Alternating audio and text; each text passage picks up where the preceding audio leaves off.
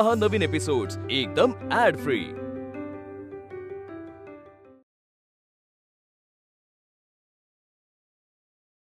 सन्मान जीवनातला सगळ्यात महत्वपूर्ण घटक आहे। याच्याशिवाय मनुष्य फक्त एक शून्य आहे। आत्मसन्मानाने जगण्यासाठी तुम्हाला तुमच्या अडचणीतून बाहेर यावं लागेल। चल चल घेऊन चल मला तिथं दाखव कोणाबरोबर बसतोस। आताच त्या मुलाला प्रिन्सिपलला आणि गुरुजीला दाखवतो। चल बाबा सोडा ना, लई दुखतंय। गप्प बस म्हणलं ना, ह्योच आहे ना तुझा वर्ग। बंद करा तुमचं हे नाटक।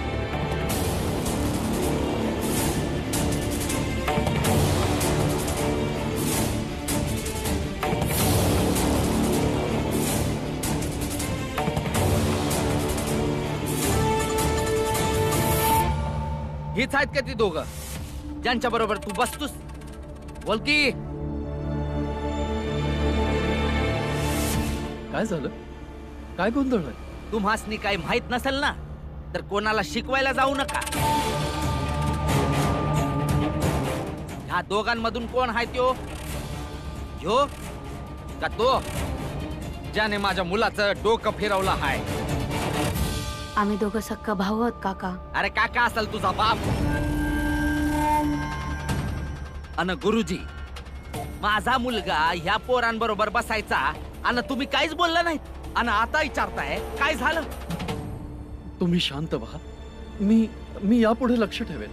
लक्ष ठेवा, माझा मुलगा ह्या पोरांबरोबर बसला नाही पाहिजे। आणि एक सांगतो, तुम्ही दोघं आपली लायकी बघून मैत्री करत जा, नाहीतर ह्या पुढे समजवणार नाही। इतकं मारीन ना की बसायच्या लायकीचे नाही राहणार। येतंय ना लक्षात?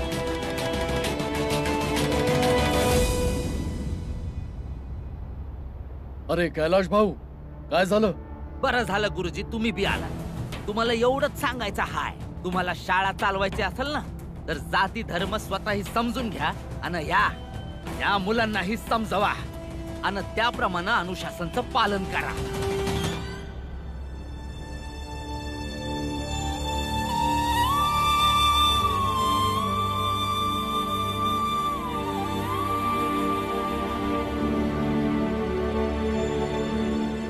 जा सुरेंद्र, आपल्या जातीच्या लोकांबरोबर जाऊन बस। ये रे सुरेंद्र, आता तू शुद्ध झालायस, आता काय बी अडचण नाही।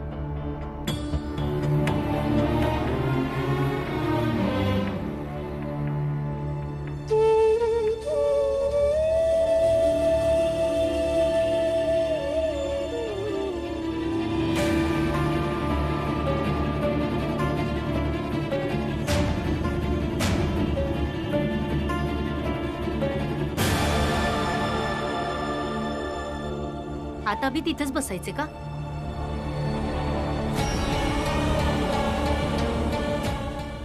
अरे तुझे वडील आता तुला समजावून गेलेत ना? एवढं कळत नाही कुठे बसायचं आणि कुठे नाही? भीम आणि आनंद माझे मित्र आहेत आणि मी त्यांच्या सोबतच बसणार। ज्यांना माझ्या बाबांना चुगल्या करायच्या ते करतील।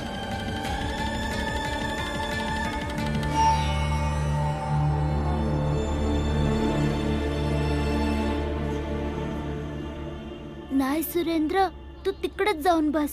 जर तू मला तुझा मित्र समजतोयस तर इथे बसण्यापासून नाही अडवणार।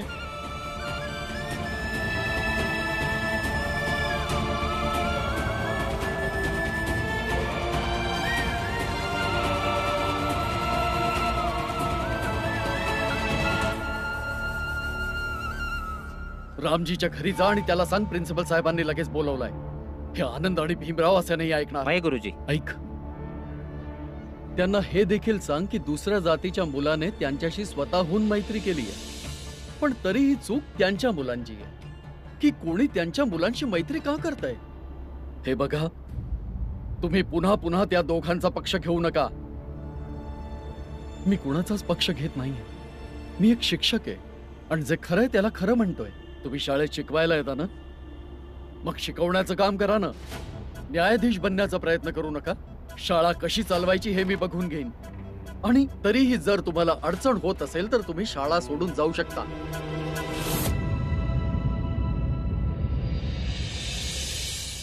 ठीक आहे, मी शाळा सोडून चालला जाईन. तुम्ही मला लिहून द्या की भीमरावाचा पक्ष घेऊन मी चूक केली आहे. ही माझी चूक आहे म्हणून मला शाळा सोडावी लागते. मी निघून जाईन.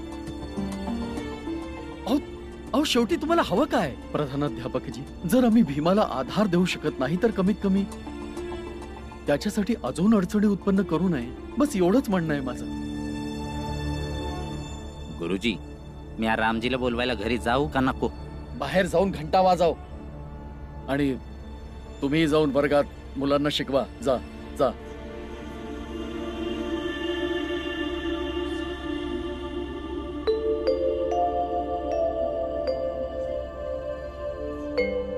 बाबा, पेटीत आईला द्यायचे. यात ना तिचे कपडे आहेत. तिनं जाताना विसरून गेलेली. भाऊ, हे माझ्या गंगासाठी आहे. तिला सांग की आत्यानं दिलंय. आव, हे पण घेऊन जा. तिच्यासाठी लाडू बनवलेले. आजीच्या हातचं खाल्ल्यावर तिचं पोरग खुश होईल. हा, बाकी काय असेल तर द्या. रामजी सुभेदार माणूस आहे, पर गड्यासारखं समद डोक्यावर घेऊन जाईल. बाबा, तुम्हाला कुठे उचलून न्यायचंय सामान? घराबाहेर बैलगाडी मिळेल, त्याच्यानंतर स्टेशन, मग रेल्वेने ताईच्या घरी. बाहेरपर्यंत सामान पोहोचवतो की. नाही नाही बाळा, तुम्ही समजे तुमचं काम करा, मी सामान घेऊन जाईन. ऐक, येतो. सांभाळून जा भाऊ. वय वय.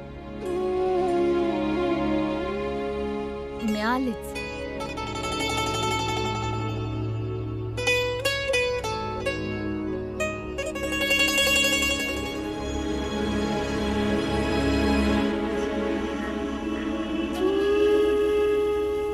कुठं टांग्यानं जाऊन एक गाणं खर्च करू?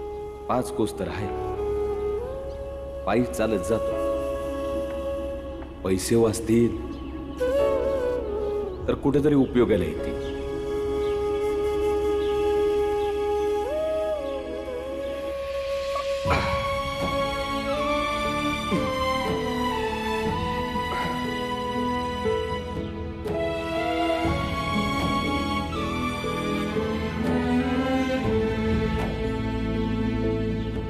थांबा.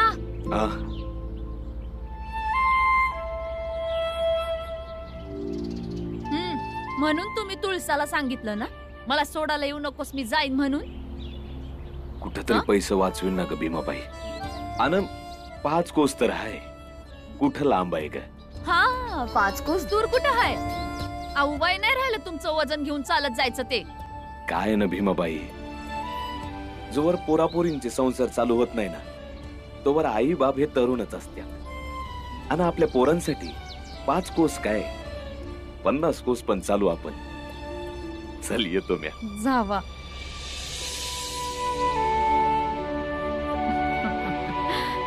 प्रत्येक वेळेस असं काही बोलतात की मला गप्पच बसावं लागतंय. तुम्ही जेवढे चांगले पती आहात त्याहून जास्त चांगले वडील आहात.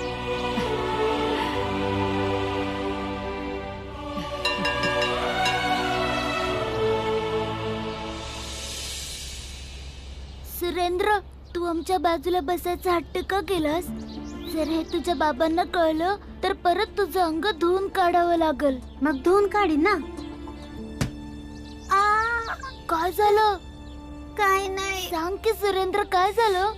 बाबांनी मारलंय. दाखव.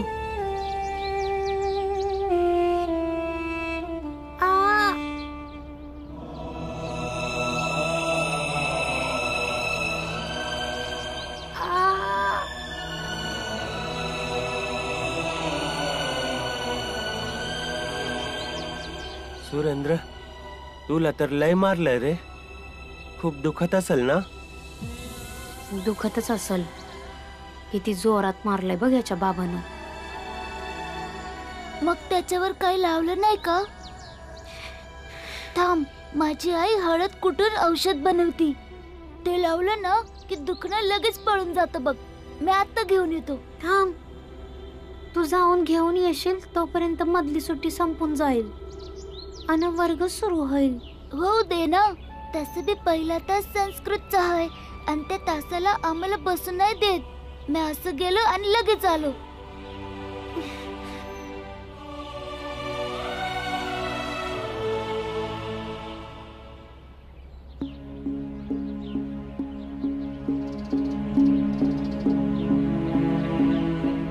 अरे यो रामजी सकपल आहे ना मग? तोच तर दिसतोय, पण जातोय तरी कुठं? चला त्याला जाऊन विचारू की. ऐकलंय लय आकडतो. चल जरा मनोरंजन करू, याला हिसकाच दाखवूया. चला. अरे रामजी, ओ रामजी. अरे दादा कुठं जात आहे? आणि तेही एवढं सगळं सामान घेऊन? मोठ्या पोरीच्या घरी चाललोय, तिच्यासाठी थोडं सामान घेतलंय. दाखव काय सामान आहे यात. अरे अरे काय दाखव करताय? काय आहे. अरे सोडा अरे की. दाखव. अरे रामजी, खरं सांगायचं झालं तर आम्हाला मुलगी नाही आहे, तर आम्हाला माहित नाही की लग्नानंतर मुलीकडे काय नेतात. हे बघा, मला उगाच त्रास देऊ नका, मला जाऊ द्या, उशीर होतोय. अरे अजून आम्ही सतावणं सुरूच नाही केलंय आणि तुम्ही म्हणता सतावू नको म्हणून. दाखव ना काय आहे. अरे, काय करताय? दाखव दाखव. अरे, सोड, अरे, सोड. सोड ना, काय करतो? अरे, कशाला त्रास देतोय? अरे, काय करताय तुम्ही? अरे, सोडायला काय करताय? अरे, सोड ना. अरे काय याच्यामध्ये. अरे, सोड ना. सोड ना. नका ना त्रास. अरे.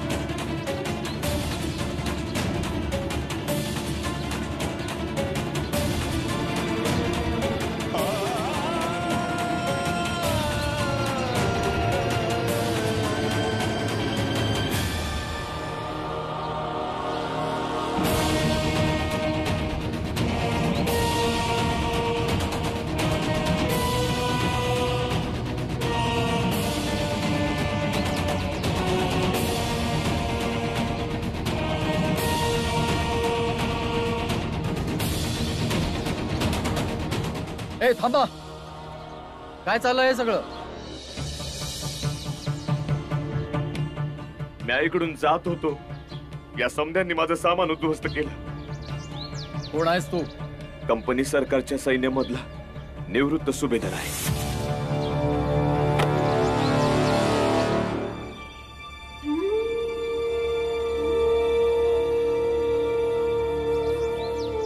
यांना मदत करा.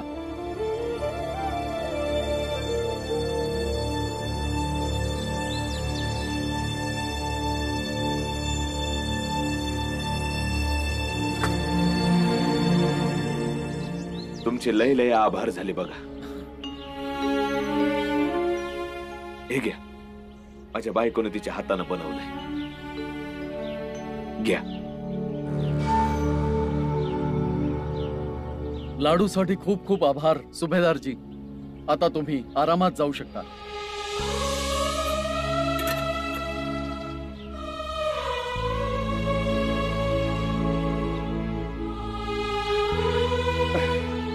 उपकार झाले दादा.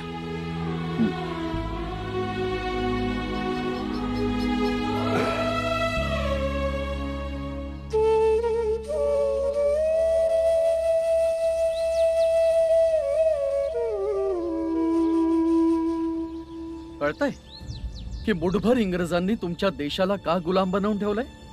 आम्हाला काय माहित. कारण तुम्ही एक दुसऱ्याचा सन्मान करत नाही. तुम्ही आता ज्यांना त्रास देत होता ना, तो एक रिटायर्ड सुभेदार आहे.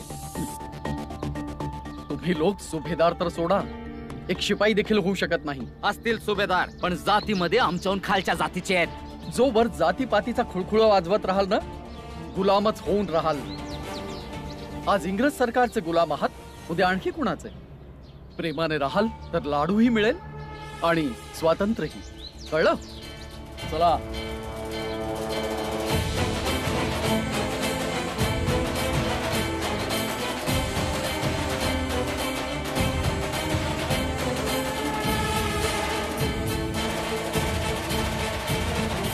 आई आई आई आई आई, काय झालं? तू आई. शाळेतून एवढं लवकर कसा आलास? तू हळदीचा लेप बनवतेस ना, ज्यानं दुखणं लगेच पळून जातं, तो मला दे ना. भीम कुठं लागलंय तुला? मला नाही लागलंय, माझ्या मित्राला लागलंय, त्याच्यासाठी पाहिजे. काय झालं? कशी जखम झाली त्याला? ते मी नंतर सांगतो. आधी मला हळदीचा लेप दे ना, लवकर. वय वय. मला शाळेत घेऊन जायचंय, लवकर दे. अरे वय. बहिणी दे की लवकर बनवून. शाळा सोडून आलाय, कुणाच ठाऊक कुणा बिचाऱ्याला लागलंय. हा आई, बनवते. मी मदत करते तुला. हा चल ये. तू एक काम कर, जोपर्यंत आई लेप बनवते ना, इथं बस तू.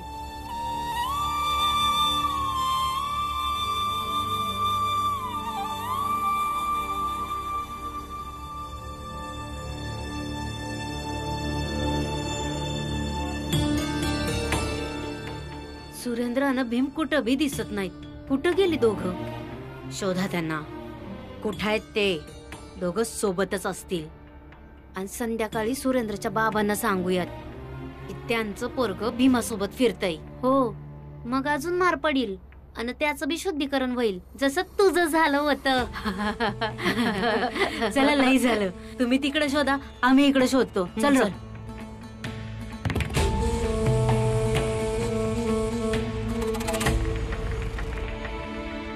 कोणी आपल्या तिघांना एकत्र बघितलं तर मोठी समस्या निर्माण होईल.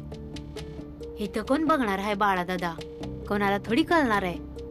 तसं पण बैलगाडी आणि झाडाच्या मागे लपलोय. अरे समजा याचीच वाट बघताय की कधी ते सुरेंद्रला आपल्या सोबत पाहताय आणि त्याच्या बाबांना जाऊन नाव सांगतील, म्हणजे याला परत मार पडेल. ठीक आहे, बघू दे ना. पण आमची इच्छा नाही ना की कोणी मला आणि तुला एकत्र बघावं, मग परत तुला मार मिळाल.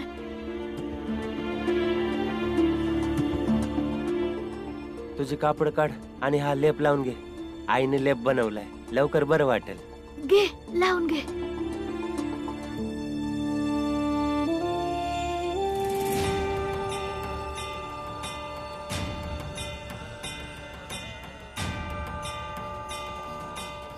तुम्ही दोघं आपली लायकी बघून मैत्री करत जा, नाहीतर ह्या पुढे समजवणार नाही. एवढं मारीन ना की बसायच्या लायकीचे नाही राहणार तुम्ही. मला नाही लावायचा हा लेप. का? भीम बोलतो मी मित्र आहे त्याचा, माझ्यासाठी लेप बी आणतो, पण लावू नाही शकत वय.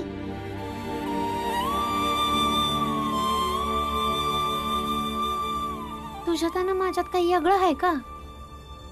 वेगळं तर आहोत ना सुरेंद्र, पण माझ्यासाठी नाही तो. एकतर तो तू लाव, नाहीतर फेकून देतो.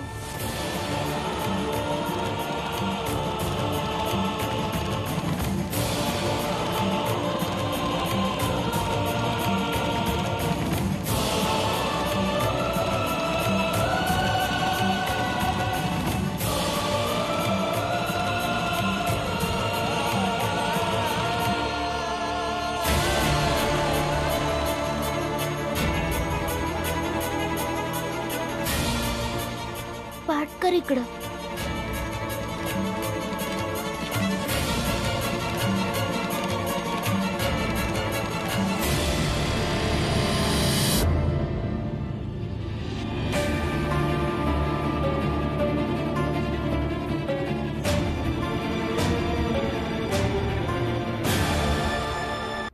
अरे काय डोकं फिरलं काय तुझं?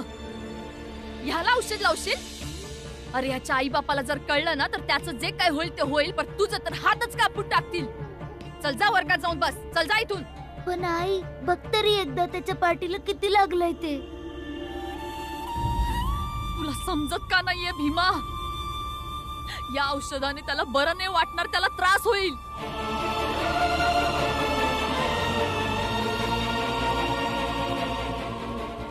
तुम्हा दोघांना बी अकला नाहीत का? आणि बाळा, आनंद, घेऊन जावं याला इथून आणि समजावा नीट. वय भीम, आई बरोबर बोलते. तुझी मदत घेणं याला भारी पडल. चल चल भीम. पण आई, याला लय दुखत असेल ग. चल भीम, चल चल चल आपल्या वर्गात जाऊ. वर्गात घेऊन जा त्याला.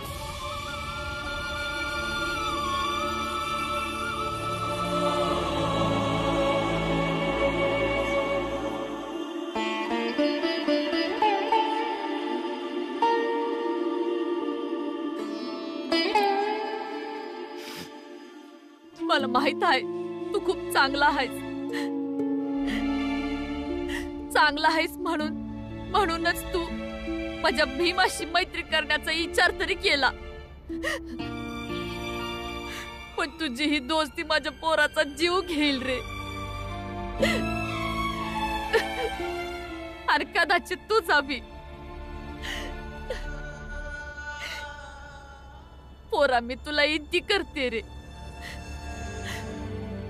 माझ्या पोरापासून दूर राहा.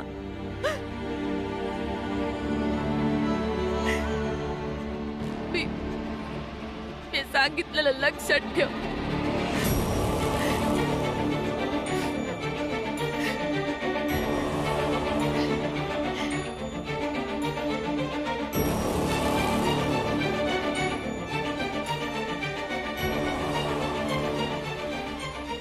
भीम, अरे तो स्वतःच्या हाताने लेप लावून घेईल. मी गुरुजींना नाव सांगे ना. चल.